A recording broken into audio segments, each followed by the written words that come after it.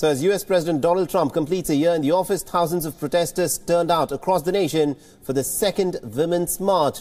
Now, this year's demonstration is being held in coordination with rallies that have been planned for the weekend in Washington, New York, Los Angeles, Chicago, and about 250 other cities across the United States. The sister rallies are also planned in Britain, Japan, and other countries as well.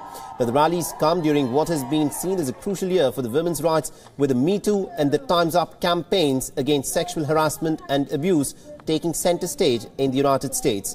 The dozens of protesters gathered outside the US Embassy in Mexico City to protest against Trump, marking the end of his first year in the office.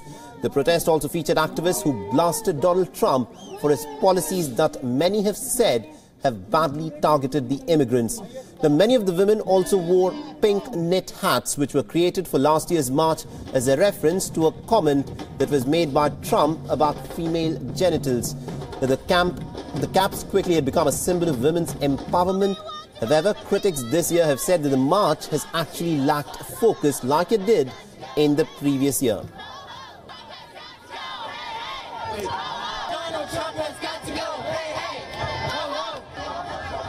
I'm here because I'm raising two boys, and I want them to be feminists, and I want them to understand that this is important and it's worth standing up and saying something and speaking up when it's right.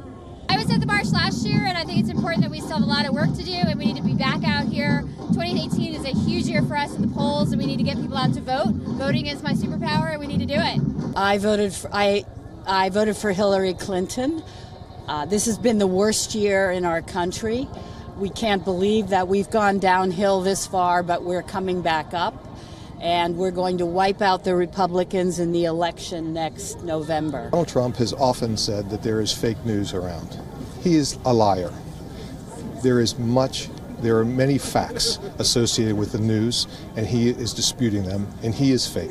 He was duly elected, I grant you that. But as a president, he has been a complete fake and a complete fraud.